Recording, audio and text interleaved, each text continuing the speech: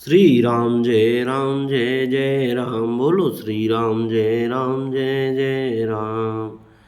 जय सिया राम। शोक स्नेह की बाल सुभाएं, आयऊँ लाई रजाय सुबाएं। तबहु कृपाल हेरी निज ओरा, सभई भांति भल मानहु मोरा। श्री राम जय जय राम। आइए श्री रामचरितमानस से आगे की ओर बढ़ते हैं। बड़ा ही आनंद आने वाला है और आ भी रहा है और आगे भी आता ही रहेगा। मैं शोक या स्नेह से या बालक स्वभाव से आज्ञा को बाएं लाकर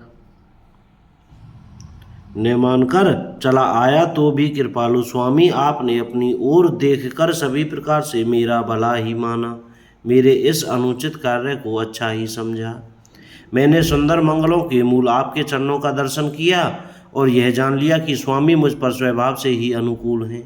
इस बड़े समाज में अपने भाग्य को देखा कि इतनी बड़ी चूक होने पर भी स्वामी का मुझ पर कितना अनुराग है। कृपा निधान ने मुझ पर सांगों पांग भरपेट कृपा और अनुग्रह सब अधिक ही किए हैं, अर्थात मैं जिसके जरा भी लायक नहीं था उतनी अधिक स्वार्ग पूर्ण कृपा आपने मुझ पर की है। हे गोसाई, आपने अपने शील स्वभाव और भलाई से मेरा दुलार रखा। हे नाथ, मैंने स्वामी और समाज के संकोच को छोड़कर अभिनय या विनय भरी जैसी रुचि हुई वैसी ही वाणी कहकर सर्वथा ठड़ाई की है। हे देव, मेरे आर्त भाव आतुरता को जानकर आप क्षमा करेंगे। सुहृदय बिना ही हेतु के हित करने वाले बुद्धिमान और श्रेष्ठ मालिक से बहुत कहना बड़ा अपराध है, इसलिए हे देव अब मुझे आज्ञा दीजिए। आपने मेरी सभी बात सुधार दी। प्रभु, आपके चरण कमलों की रज तो सत्य सुकृत पुण्य और सुख की सुहावनी सीमा अवधि है, उसकी दुहाई करके मैं अपने हृदय की जागते सोते और स्वप्न में भी बनी रहने वाली रुचि इच्छा कहता हूँ। वह रुचि है कपट स्वार्थ और अर्थ धर्म काम मोक्ष रूप चारों फलों को छोड़कर स्वाभाविक प्रेम से स्वामी की सेवा करना और आज्ञा पालन के समान श्रेष्ठ स्वामी की और कोई सेवा नहीं है। हे देव, अब वही आज्ञा रूप प्रसाद सेवक को मिल जाए। भरत जी ऐसा कहकर प्रेम के बहुत ही विवश हो गए। शरीर पुलकित हो उठा, नेत्रों में प्रेमाश्रुओं का जल भर आया। अकुलाकर व्याकुल होकर उन्होंने प्रभु श्री रामचंद्र जी के चरण कमल पकड़ लिए। उस समय को और स्नेह को कहा नहीं जा सकता। कृपा सिंधु श्री रामचंद्र जी ने सुंदर वाणी से भरत जी का सम्मान करके हाथ पकड़कर उनको अपने पास बिठा लिया। भरत जी की विनती सुनकर और उनका स्वभाव देखकर सारी सभा और श्री रघुनाथ जी से स्नेह से शिथिल हो गई। श्री रघुनाथ जी, साधुओं का समाज, मुनि वशिष्ठ जी और मिथिलापति जनक जी स्नेह से शिथिल हो गए। सब मन ही मन भरत जी के भाईपन और उनकी भक्ति की अतिशेष महिमा को सराहने लगे। देवता मलिन मन से भरत जी की प्रशंसा करते हुए उन पर फूल बरसाने लगे। तुलसीदास जी कहते हैं, सब लोग भरत जी का भाषण सुनकर व्याकुल हो गए और ऐसे सकुचा गए जैसे रात्रि के आगमन से कमल। दोनों समाजों के सभी नर नारियों को दीन और दुखी देखकर महामलिन मन इंद्र मरे हुओं को मारकर अपना मंगल चाहता है।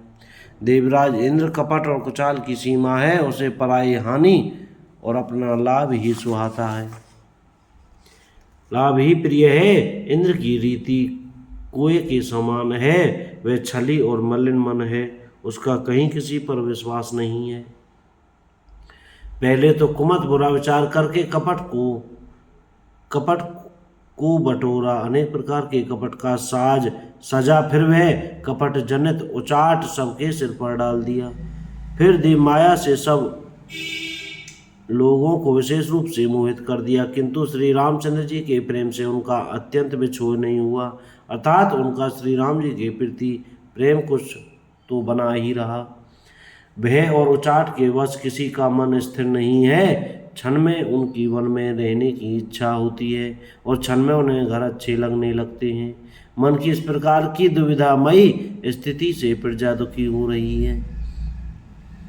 मानो नदी और समुद्र के संगम का जल क्षुब्ध हो रहा है, जैसे नदी और समुद्र के संगम का जल स्थिर नहीं रहता, कभी इधर आता और कभी उधर जाता है, उसी प्रकार की दशा प्रजा के मन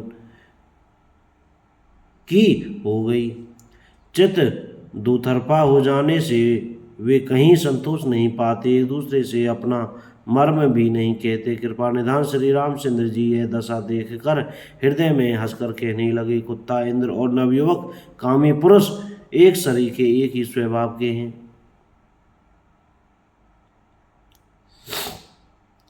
पाणिनीय व्याकरण के अनुसार स्वयं, युवन और मधुवन शब्दों के रूप भी एक सरीके होते हैं। भरत जी, जनक जी, मुनिजन, मंत्री और ज्ञानी साधु संतों को छोड़कर अन्य सभी पर जिस मनुष्य को जिस योग्य, जिस प्रकृति और जिस स्थिति का पाया, उस पर वैसे ही देव माया लग गई।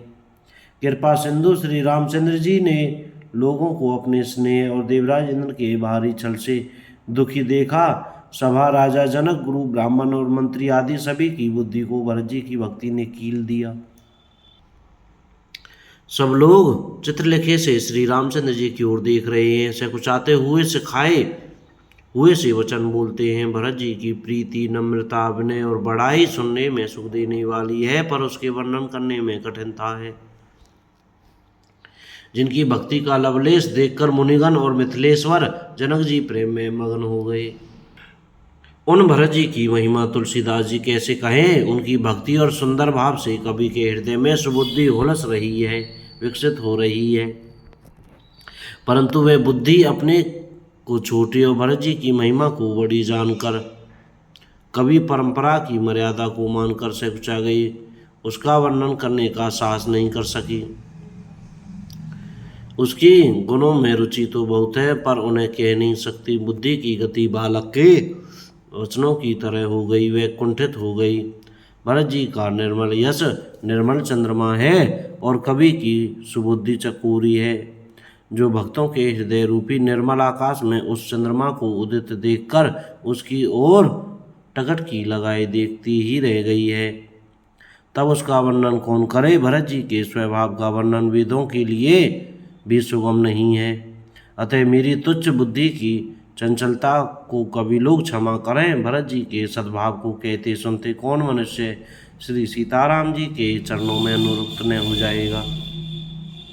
भरत जी का सिमरन करने से जिसको श्री राम जी का प्रेम सुलभ न हुआ, उसके समान वाम अभागा और कौन होगा। दयालु और सुजान श्री राम जी ने सभी की दशा देखकर और भक्त भरत जी के हृदय की स्थिति जानकर धर्म धुरंधर, धीर, नीति में चतुर, सत्य, स्नेहशील और सुख के समुद्र, नीति और प्रीति के पालन करने वाले श्री रघुनाथ जी देश, काल, अवसर और समाज को देखकर बोलो सियावर रामचंद्र की जय। जय श्री सीताराम। कोई गलती हो गई हो तो क्षमा करें।